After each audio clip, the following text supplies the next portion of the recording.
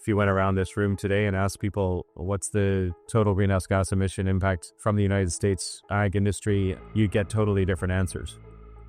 I don't think that we get through to people from an intellectual perspective to really be able to connect with people, provoke a conversation, a discussion around a really important topic, which is, of course, where our food comes from.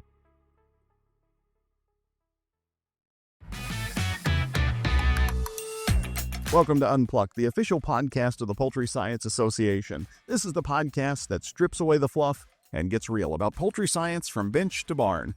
I'm your host, Andy Vance, Executive Director of the Poultry Science Association. We're recording live at the Poultry Science Association's annual meeting and our North American Scientific Conference this year in Raleigh, North Carolina. And in this week's episode, we're going to go beyond the barn and actually talk a little bit, not just about poultry, but also cows, culture, and the next generation of scientists, and how we are all part of a planet of plenty. Our guest to talk about these really deep topics, Dr. Mark Lyons, the president and CEO of Alltech, one of the global leaders in animal nutrition. Dr. Lyons was literally raised in the business, the feed industry, and animal agriculture alongside his father, Alltech founder and pioneer Dr. Pierce Lyons. Mark brings some deep personal knowledge of the company's mission and values, but also the global animal protein industry because of his work in a variety of different regions of importance to poultry science, China, Brazil, a lot of places where we're today hosting scientific conferences like this one. Back in 2021, Mark spearheaded a documentary called World Without Cows. This is something we had the pleasure of screening for attendees at the Poultry Science Association annual meeting, a global documentary project that explores the essential role of cattle in food security and sustainability, and actually founded Planet of Plenty LLC this year to really take this beyond Alltech's aegis into maybe a broader effort. Mark, you and I have been friends for a long time, and I admire you and what you have done with your family and your company over the years to, I really think, take it beyond what you are able to do as a company and make it a broader food system-wide effort. And I want to get into that. Let's start, if you don't mind, with a big question at the heart of A World Without Cows, this groundbreaking documentary, as I mentioned. What inspired you to go out as the CEO of a global animal feed and science company and say, you know what, let's go make a movie?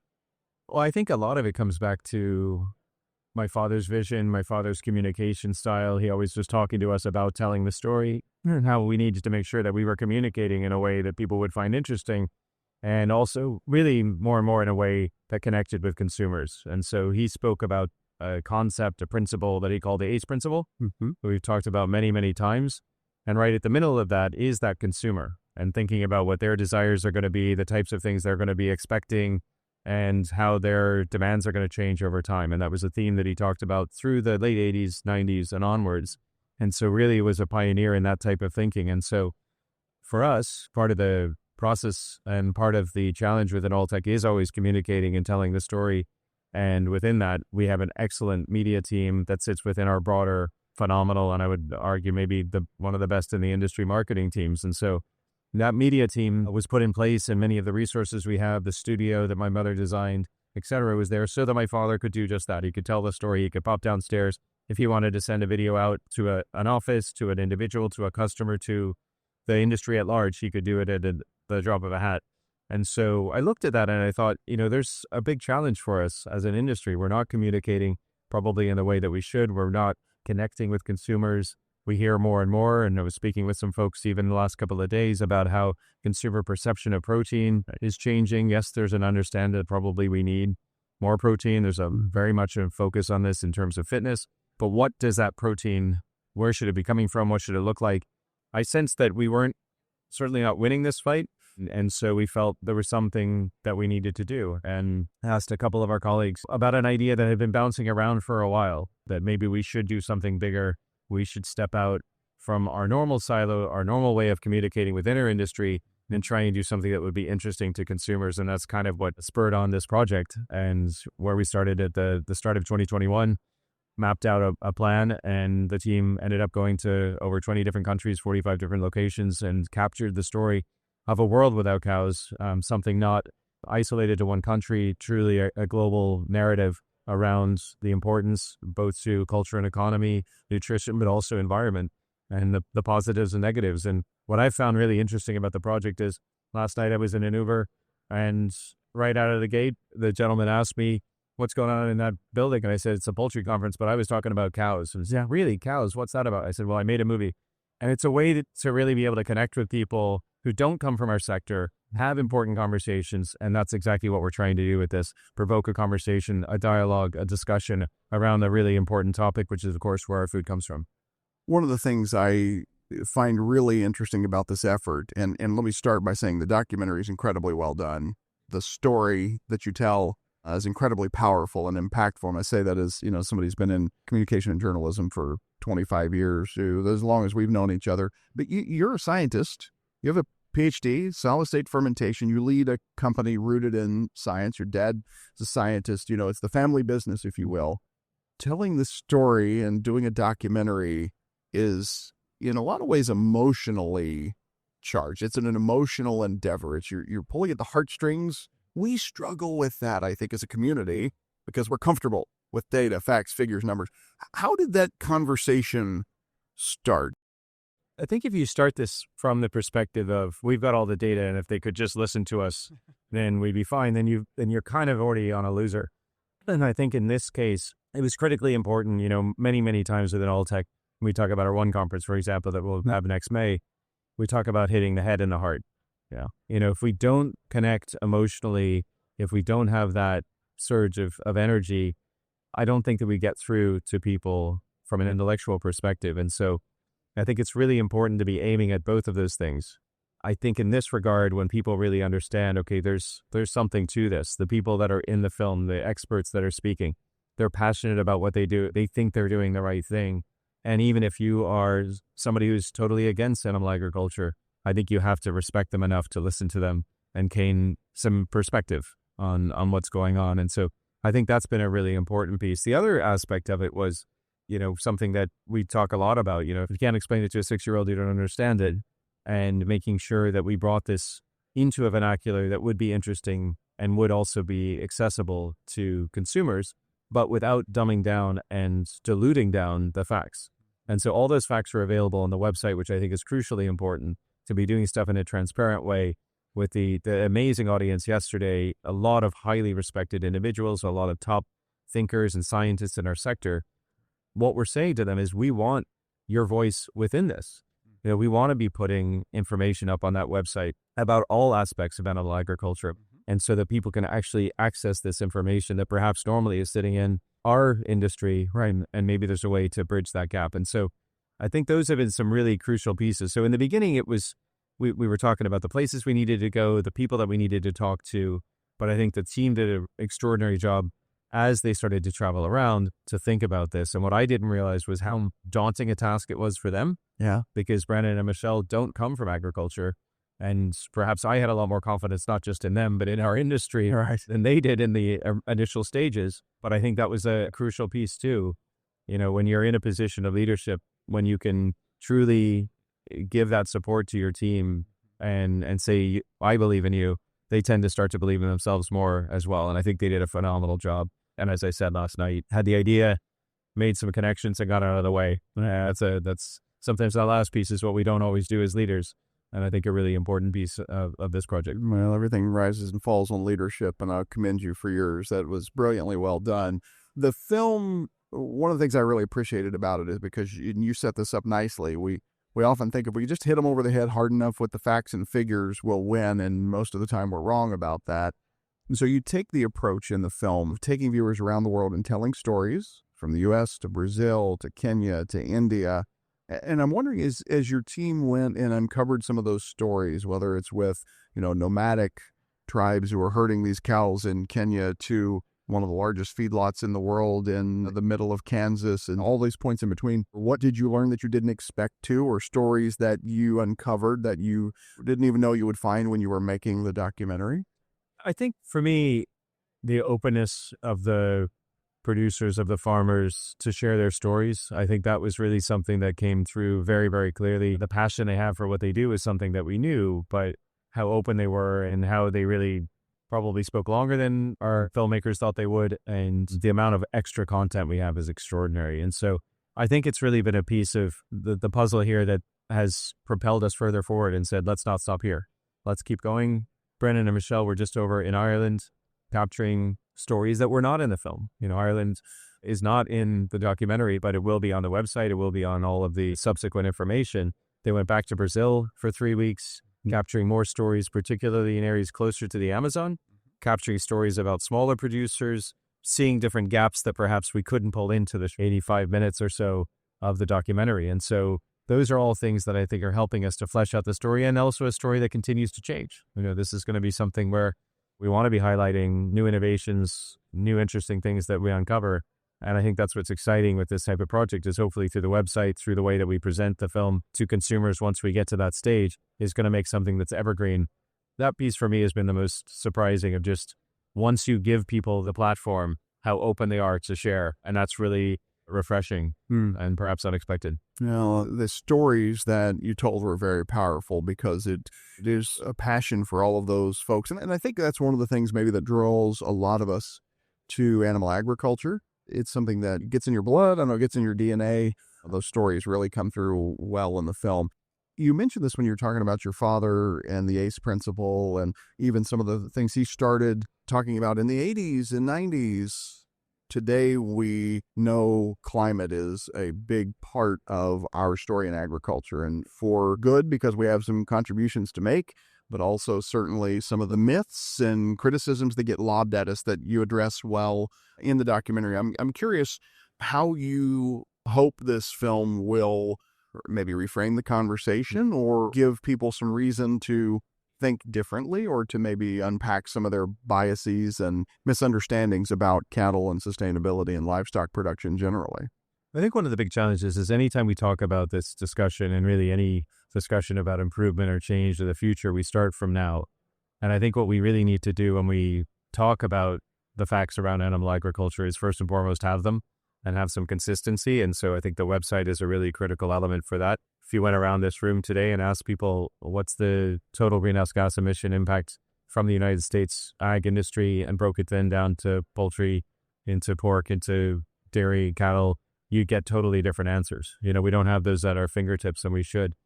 We really need to start with a conversation of 40, 50 years ago, this is where we were. Look at the improvement we've made. Why would you ever expect that we won't continue that? And so I think that's a really critical piece for us to get out there, and a really important message for us to get to not just consumers, but of course to policymakers, and say, certainly, we have made massive improvements in terms of probably the number one guide that we're given, which is make food cheaper. Yeah. What we also need to add into that is nutrition. We need to add into that environmental protection. And often what I think is really special about our industry is that when we improve efficiency and cost, we typically also improve the sustainability of our products. That's not the same for all industries. And so agriculture has that great opportunity, and we can actually be using less resources, less grains, less land, less water in terms of the food we produce in the future. And we have a track record of that success. And I think that's a piece that sometimes we lose. Sometimes these messages come out and it's all about regenerative. It's all about how we're making a change. What we need to be saying is, no, we've been on a path and a journey, and it's the right direction, but perhaps we haven't been communicating it as well as we could. I think one of the things that you said to our audience in introducing the documentary is that this project was science-led. We want to lean into the science, and certainly you have shown your work, so to speak, by putting this all on the website. All of the facts, figures, data, and so on is readily available. And by the way, we will link to that website in the show notes. The thing you said, Mark, this is really a science-led effort, but a deeply human project. And as you told those stories, one of the things that strikes me, the circumstances, the humans who are telling their stories find themselves in, very different from one region of the world to the other. And to me, that really highlighted how complex this sustainability story is. In other words, our Western sensibilities in the developed world may lead us to say, hey, we want X, Y, and Z. That's a very different set of realities for one of those nomadic cow herders in Kenya, or someone in Brazil there, as you say, on the frontier near the Amazon. The reality is much more complex maybe than we want to make it sometimes. Is that your experience as well? The fear is that we fall into the complexity and we lose the ability to communicate the story. But in this regard, agriculture in general has developed over millions of years, really. And so we see how human development has really got us to this stage, and it's gotten us to a different spot because of culture, because of religion, because of geography, because of resource management. And all of those aspects create something which is very interesting. I find my job fascinating because I get to travel around the world and see how people run businesses, how different countries operate, how cultures develop, and how agriculture sits in the middle of so many of those things. And it's fascinating to see all of those differences and nuances and realize, yeah, it is complex. It's not an easy job to produce the amount of food that we do with the limited number of people and resources that we do every day. And so I think the piece there is, how do we bring some of that excitement to bear and bring that to this audience in a way that they find compelling? And that was a big driver for me on the project, was making sure that we are telling a more interesting story than perhaps some of the stories that people are hearing, and that we make sure that we're telling a story that's positive, that's uplifting, inspiring, optimistic. And I think that's something that the world needs a lot more of today. So those are pieces that I think really come through the project and at least give people a sense that, wow, there is more to this than I anticipated, and I want to know more, and that's hopefully what we can trigger as an outcome. And I love that, knowing you and having, looked up to your dad as well when I was starting my career as a young journalist in livestock. This doesn't surprise me because this is sort of in the DNA of the company and the family. But the topic is so fraught sometimes with emotion. And when we say emotion, typically we mean negative emotion. Yeah. The film is really optimistic, I think, in that regard. And you leave a bit inspired. Knowing you again, this doesn't surprise me, but I want to leave this part of our conversation on a bit of a positive note. You make this film. You also this year took the step of launching Planet of Plenty as a separate entity, really, to support the film and beyond. So I want to say, what's next for the initiative? Are there more projects like this on the horizon? Where are we going from here? So we had the conversation and thought, we made this film not for Alltech. It's not a promotional piece. I mentioned there's one of our researchers in the film, because of the expertise that he has, talking mainly about upcycling, talking about using resources that we couldn't use for anything else, and doing a very good job of that. But the purpose of the film was to talk about the industry and talk about what we're doing and talk about the way our food is produced and the importance that the people that are producing it have within our society. And so going further forward, we thought, wow, if we could get a lot of people behind this doesn't finish up as something that a small group of people's idea or one company backing it. If we could almost crowdfund this, and almost the number of people is more important than the dollars, right? That would be so much more impactful. And so that's what we're trying to do. And then the idea of that was, well, it would be a lot easier. My first idea was a nonprofit. We realized that's actually a lot more complicated. And so then we said, why don't we make a company? And we won't limit this to World Without Cows. So we won't call it World Without Cows LLC. We'll call it Planet of Plenty. Mm-hmm. And Planet of Plenty, of course, is the mission and vision that we launched in 2019, which is completely focused on exactly this topic. It's about implementing technology. It's about making sure that we are producing enough nutritious food, but doing so with the thought of the producer, of the farmer, gaining more within this equation, and at the same time replenishing our natural resources. And so those messages are things that need to resonate in other projects. And so the idea was, well, let's create something that can continue to tell those stories, continue to develop in new ways, and be something which other people can participate in. All the way back to the idea of Planet of Plenty, we put those words in front of it, working together, making sure that it was a mission and vision that wasn't just for our company, but maybe something that industry partners, customers, suppliers can become part of as well. And that's the direction of the company since then. And so that is very fitting for where we want to go, because I don't think it should be, that we create one documentary and we're done. The documentary really sits at the center of an ecosystem that we're trying to develop out. And I think other projects should come after it. Well, I want to thank you for sharing that vision with us, and more importantly, for bringing the film to the PSA annual meeting, having more than 100 of our members who are all scientists by training and at heart, getting to take part in listening to those inspiring stories was really powerful. I got so much great feedback as we were walking out of the screening from the members. It was really uplifting, a great way to end our first day at the meeting. I'd be remiss while we were together, Dr. Lyons, if I didn't ask you a little bit about business, and we talked some about Alltech. As you mentioned, the film itself was not about Alltech at all. I think, the lapel pin that your coworker wore in the film was about the only reference hardly to the company, which, really I think underscores the values that you have and your mission for the film. And Alltech, how are things going for you as CEO of this global concern? What's the strategic vision you're carrying forward here as we're midway through 2025 and moving the business and animal agriculture forward? So one of the things that I think probably was a great blessing that my father gave to us was he told us that the only constant he wanted in his company was change. Mm-hmm. And so that gave me tremendous license to come in, look at the business, decide where I thought we had strengths. We made a few decisions. We said, if we can't add value to something, we shouldn't be in it. There's a lot of other companies that do a great job moving commodities around and bring a lot of value to the industry in that regard. But added value and differentiation and creating things is where I feel we should put our resources. We're a private company. We don't have limitless resources. We don't have access to public markets. Therefore, we have to think about things in a different way. And so I did a bit of a scan of the business, really from 2018 to really 2020, and really started to think, how are we going to make sure that we are in a strong position? And how are we going to make sure that Alltech can play the role that we believe we can in each of these segments? And a lot of that, of course, comes down to the fundamental, which is people. And so we have continued to build. We have been attracting talent over the last few years, probably at a pace that we never have before. Mm-hmm. I like to meet as many people as I can before they come in the company or as they're coming in the company. And I really am looking for one thing. Alltech has 7 values. The first of those is being curious.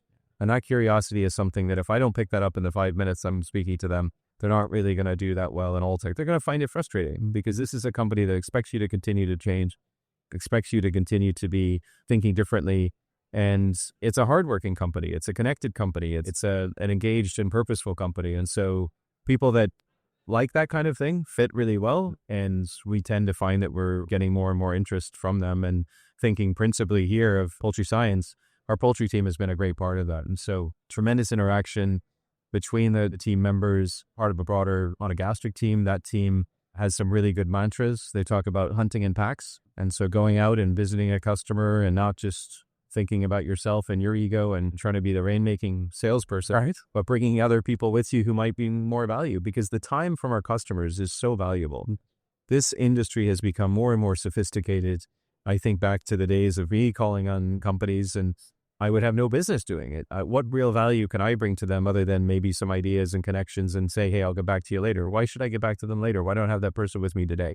And I think our team has done a great job bringing that to bear, thinking about things in a different way, looking at the gaps we have, not only between our technologies, but within our team, and continuing to add some top talent. And so the team spirit within the teams right now is fantastic. And that's really something that when I really look at my job, that is my job. It's the culture of the business. It's the people, making sure they're motivated and excited. And I love it. I'm one who believes, as I know you do, you're only as good as the people you have on the team. You're a brilliant leader and you do a great job of painting a story and aligning a vision, but you can't do all of the work yourself in a multinational, global concern as Alltech is. How do you get the rest of the team around that shared vision? What are some of the lessons you've learned or developed in how you get everyone pulling in the same direction and moving and hunting in packs and how you move the ball forward?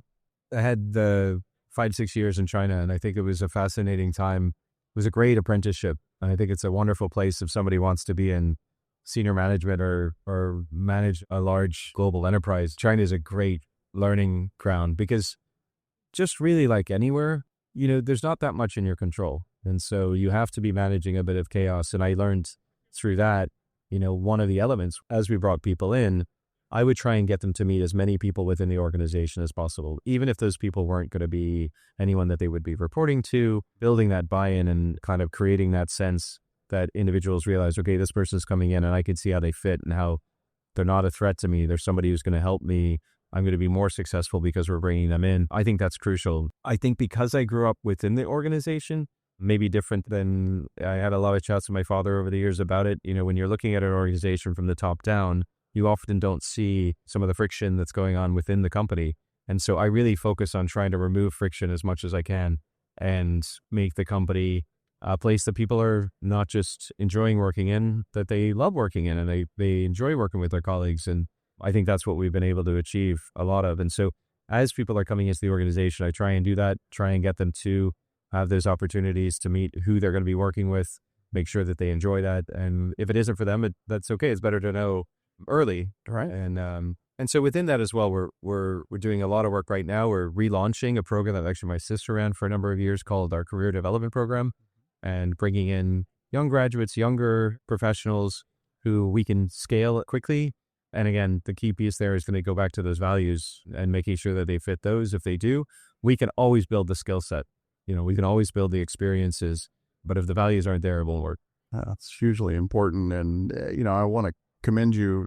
I've been coming to your company's meetings for 20 years, close to now. And when you talk about some of those values things and removing friction and making it a place people want to work, I think about the number of people I know or have made friendships with in your company who have been with you 15, 20 years. And yeah, so you're not just talking the talk, you do walk the walk in that regard. I think that's a powerful example. As we wrap up our time, Dr. Lyons, and I like getting your leadership perspective because it's something I find interesting and study myself. For young scientists who are listening to this, even, early and mid-career professionals, regardless whether in faculty or industry or wherever they happen to be, I'm wondering what advice you, as somebody who's a scientist by training and background, but have maybe been out of the lab for a little while and leading efforts and around the world, I'd like some advice, if you have for them in things you have found that have allowed you to be successful in your own career, what advice you would give them for finding purpose, maybe particularly in their careers?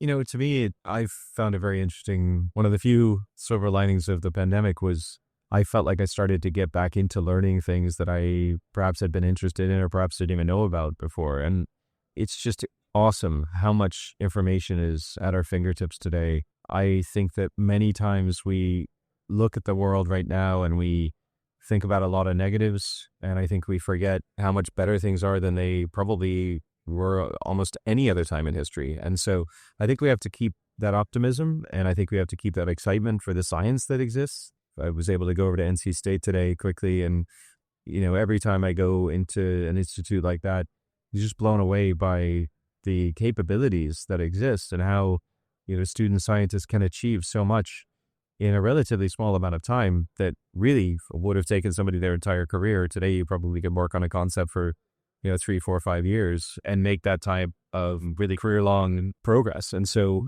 it's constantly thinking of ways that your science, your knowledge can have benefits. But what I find so interesting is that interplay between different disciplines. And so I think the collaboration piece is so big, and not worrying so much about who's going to get the credit, because ultimately you can be part of something that's much, much bigger. And so those are the projects that right now, and we kind of end in one of them in the documentary, the Buck Island story, that I find fascinating, and where that has gone since then, and the projects now that we are looking at in many other parts of the world to replicate and mimic that type of program, really looking at full cycle agriculture is amazing. I think it's staying optimistic first and foremost, staying connected. It's a great moment to be alive. I couldn't think of a better way to finish it than that. Dr. Mark Lyons, CEO of Alltech. And I want to say again, thank you on behalf of our members and our board of directors for your company and family support of the Poultry Science Association, our meetings, events, and more importantly, that mission of making the world a better place through poultry science and advancing it worldwide. Friends, if you enjoyed our conversation, as I mentioned, the show notes for this episode will have a link to information about A World Without Cows, this groundbreaking documentary film, as well as about Planet of Plenty LLC and all of the information that Mark talked about earlier on. And I would also encourage you, we talked about China a little bit and the importance of connecting around the world. We'll be hosting our inaugural PSA Pacific Rim Scientific Conference this October in Macau, one of the special administrative regions of China. Absolutely wonderful place to get together with colleagues from around the region. We'll be hosting a PSA-style scientific conference for the first time there, and registration is now open. You want to go to poultryscience.org, click on the Meetings and Events tab, and register for the Pacific Rim Conference. The other event that is now open, you can register and learn more information about, is the PSA Pathways Summit. That is our professional development event a smaller, more intimate opportunity for you to sharpen your skills beyond the lab, shall we say. These are some of the skills Mark talked about how to advance in your career, to learn to share the science, to communicate and connect with folks. Learn more about that event on that Meetings and Events tab. But the Pathway Summit will be October 27th and 28th in Minneapolis. You can learn more about both those events and register at poultryscience.org. Until next week, for the Poultry Science Association and Unplucked, I'm Andy Vance.